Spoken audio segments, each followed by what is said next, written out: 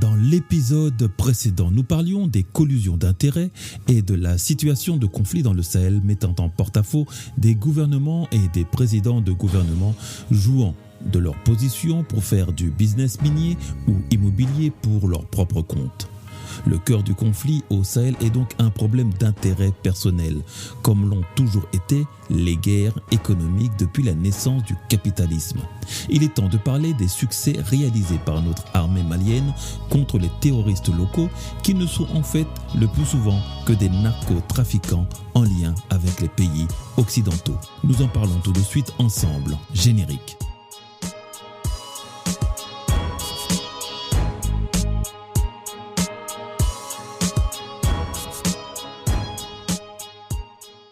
Bonjour et bienvenue sur le podcast du petit traité africain de guerre économique.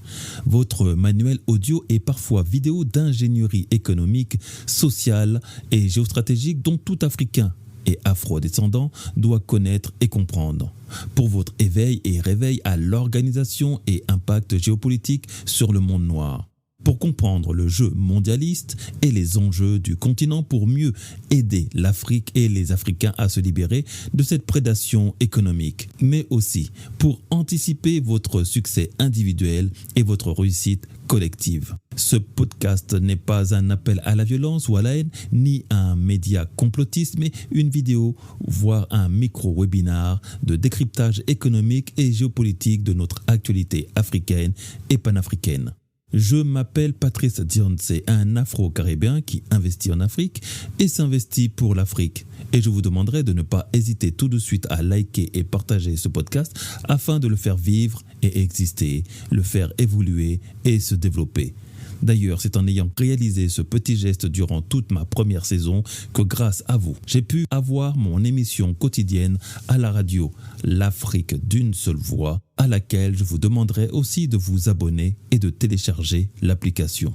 Aujourd'hui, je vous délivre la leçon 64, donnée le 10 octobre de l'an 2023 du calendrier grégorien, 6260 du calendrier kémite et 4720 du calendrier chinois, une année du lapin de noir placé sous l'égide de la ruse, l'extrême vigilance et la négociation et la fertilité des idées et des initiatives. Vous devez comprendre que derrière toute guerre économique se cache d'abord la défense d'intérêts personnels, sous couvert de problèmes politiques, ethniques ou géopolitiques. C'est ce qui rend extrêmement difficile le décryptage de ces guerres car l'on y mêle beaucoup d'émotions par la communication afin de couvrir les vraies raisons de ces conflits. J'aime bien souvent prendre comme exemple cette histoire du poisson rouge, une anecdote reprise en musique par le rappeur Dizzy Lapest, originaire du quartier des Honnêtes Épinettes d'Ivry, qui était le théâtre des plus grosses rixes de la banlieue parisienne durant plusieurs années. Parti d'une affaire banale de deux gamins qui se sont embrouillés pour une histoire de poisson rouge, en 1995, une famille des Épinettes aurait acheté un poisson pas frais à une famille du Canal. La mère d'Ivry aurait refusé de payer, les jeunes s'en seraient mêlés et voilà comment la haine a commencé à s'installer entre les deux quartiers. Les guerres économiques se construisent souvent sur le même schéma. Un contrat mal négocié, des territoires et des ressources volées, une communication remplie de confusion et d'omission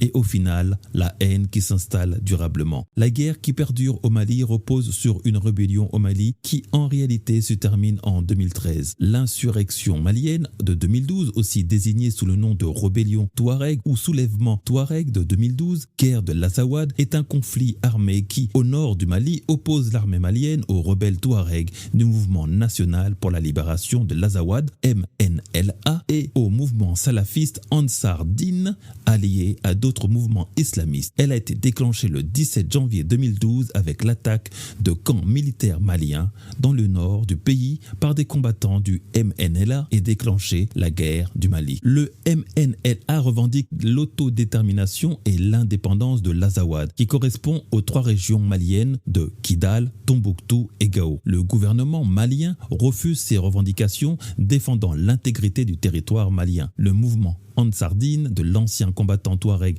Liad al-Ghali défend, lui, l'instauration d'un État islamique avec l'application de la charia. Selon les médias occidentaux, voilà comment est décrit la fin de ce conflit. La rébellion au Mali en 2013 a pris fin après l'intervention militaire française et internationale visant à repousser les groupes armés islamistes qui avaient pris le contrôle du nord du pays. L'intervention française, le 11 janvier 2013, la France a lancé l'opération militaire Serval en réponse à l'offensive des groupes islamistes vers le sud du Mali. Cette intervention visait à soutenir les forces maliennes et à repousser les insurgés. Puis les forces françaises et maliennes ont progressivement repris le contrôle des principales villes du nord du Mali, notamment Gao, Tombouctou et Kidal, qui étaient aux mains des groupes islamistes. Du coup, en juin 2013, le gouvernement malien et les groupes rebelles touaregs ont signé un accord de paix à Ouagadougou, au Burkina Faso, marquant une étape importante vers la fin de la rébellion. Cependant, l'accord a rencontré des défis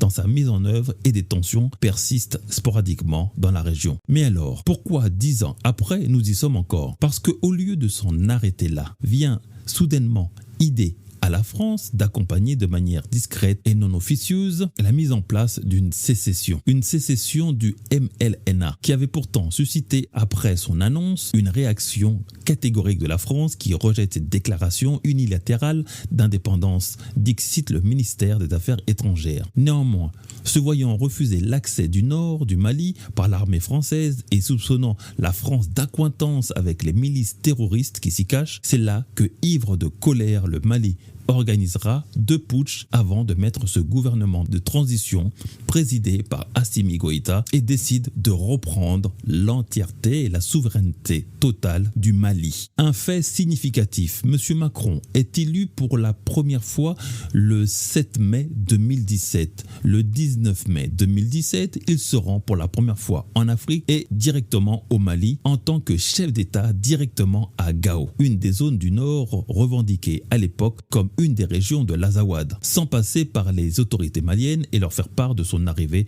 sur son territoire. Ce premier incident diplomatique est pour moi ce qui a fissuré la confiance et la relation franco-malienne.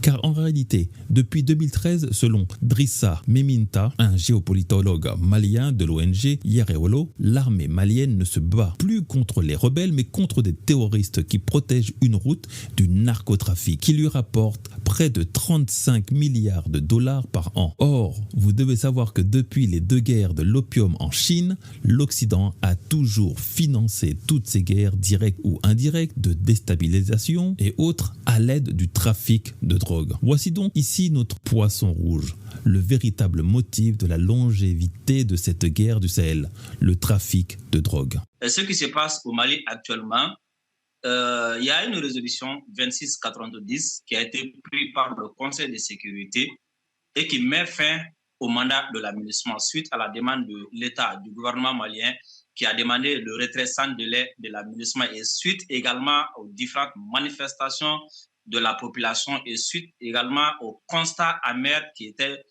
du fait que la MINUSMA s'était transformée en un instrument aux mains de ceux qui veulent déstabiliser le Mali. Alors, suite à cette résolution, le gouvernement du Mali et les dirigeants de la MINUSMA se sont mis d'accord sur des dates à travers lesquelles les emprises de la MINUSMA doivent être rétrocédées à l'armée malienne, comme le stipulait la résolution 2690. L'armée a commencé cette opération de reprise des emprises laissées par la MINUSMA.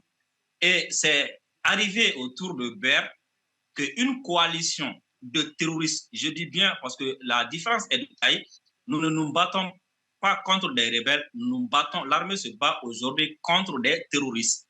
Et je vous cite, ces terroristes-là, c'est qui? C'est le DINIM, c'est le terrorisme international, c'est-à-dire Shebab de la Somalie, Boko Haram du Nigeria, ainsi de suite. Et c'est eux qui ont décidé de stopper la lancée de l'armée. En faisant quoi? En posant des mines, en lançant des embuscades pour arrêter l'armée malienne. Et la ville qui est dans toutes les bouches aujourd'hui, qui s'appelle Kidal, madame, je vous rappelle que Kidal est tenu aujourd'hui par le groupe qu'on appelle le DINIM, dirigé par celui qu'on appelle Yad Agali. Et Yad Agali, c'est lui qui détient Kidal. Donc l'armée malienne se bat aujourd'hui contre le terrorisme international. Alors, c'est suite à ça qu'après Ber, il y a eu Bourem, et dans les prochains jours, bien dans les prochaines semaines, il y aura également la rétrocession des bases de Tessalit et de Aguelok et plus loin Kidal. Et une fois, quand nous avons été QG de l'aménagement, à l'époque-là, les dirigeants de l'aménagement nous avaient dit que le trafic de drogue avoisinait par an dans le nord du Mali, c'est-à-dire dans la région de Kidal, le trafic de drogue apportait plus de 35 milliards de dollars par an. Alors, c'est ce que ces gens-là, c'est ce que ces terroristes-là essayent de protéger. C'est ces routes-là que ces terroristes-là essayent de protéger, plus le trafic d'êtres humains et autres là. Donc, ils veulent empêcher l'armée malienne d'avoir accès à ces zones-là, parce qu'une fois que l'armée aura accès à ces zones-là, les terroristes pourront plus se déplacer facilement et le trafic de drogue également sera stoppé. Donc, c'est une coalition de terroristes plus des trafiquants de drogue et des trafiquants d'êtres humains qui se battent aujourd'hui contre l'armée malienne. Madame, je vous rassure aujourd'hui que la rébellion au Mali n'existe même plus depuis 2013. Depuis 2013, il n'y a que des terroristes qui changent de nom, souvent en fonction des besoins, en fonction des en fonction des lieux, en fonction des circonstances. Et aujourd'hui, je vous assure que l'armée malienne se bat contre les terroristes. Ces groupes terroristes-là, relayés à travers des médias occidentaux, montrent en suffisance que ce que le Mali traverse aujourd'hui, c'est un complot international. Vous voyez, c'est des terroristes qui, à la longueur de la journée, on les entend sur les chaînes internationales ou même sur les chaînes occidentales. Et c'est ce qu'ils ne disent pas aujourd'hui. Ce qui se passe sur le terrain aujourd'hui est que l'armée malienne, avec ce convoi-là, a quitté Gao. Et de Gao à Anéfi, ça fait 230 km, madame. Et 230 km ont été parcourus par l'armée malienne. Toutes les embuscades ont été défaites et tous ceux qui ont tenté d'empêcher le convoi d'avancer ont été soit neutralisés, soit chassés. L'armée a fait ces 230 km. Et aujourd'hui, l'armée a même dépassé Anéfis de plus de 30 km. Comme aujourd'hui, Kidal n'est pas l'objectif principal. Hier soir, l'aviation malienne a fait le travail propre. Et aujourd'hui, à Kidal, ce qui se passe, c'est que tous les leaders des groupes terroristes ont fui la ville. En conclusion, la montée en puissance de l'armée malienne et de sa reconquête du nord du Mali depuis le départ des forces militaires donne énormément de résultats et d'encouragement pour le futur. Malgré une communication désastreuse et calamiteuse des médias mainstream qui en dépeint les plus sombres desseins, les FAMA, la force armée malienne, ont pris tôt ce samedi 7 octobre le contrôle total de la ville d'Anéfi. Anéfi qui se trouve à environ 112 km au sud de Kidal et qui est l'un des plus importants bastions de la CMA des terroristes djihadistes. Les militaires ont fait tout pour éviter le bain de sang. Malgré tous ces efforts, la CMA a attaqué les FAMA à Tombouctou, Ber, Bourem, Léré, Bamba, Taoussa et sur la route de Kidal. Mais l'armée malienne est déjà stationnée aux abords de la ville stratégique de Kidal et l'on attend actuellement les résultats. Cette lutte semble se porter contre une coalition de terroristes en tout genre et des trafiquants de drogue, rendant ces combats âpres et difficiles. Car forcément, ayant plus de moyens, il aurait plus facile de s'équiper, d'attaquer et de résister et de lutter contre nos militaires. Nous arrêtons là. La suite au prochain épisode sur le trafic de drogue dans toute cette sous-région sahélienne. C'est un sujet rarement abordé,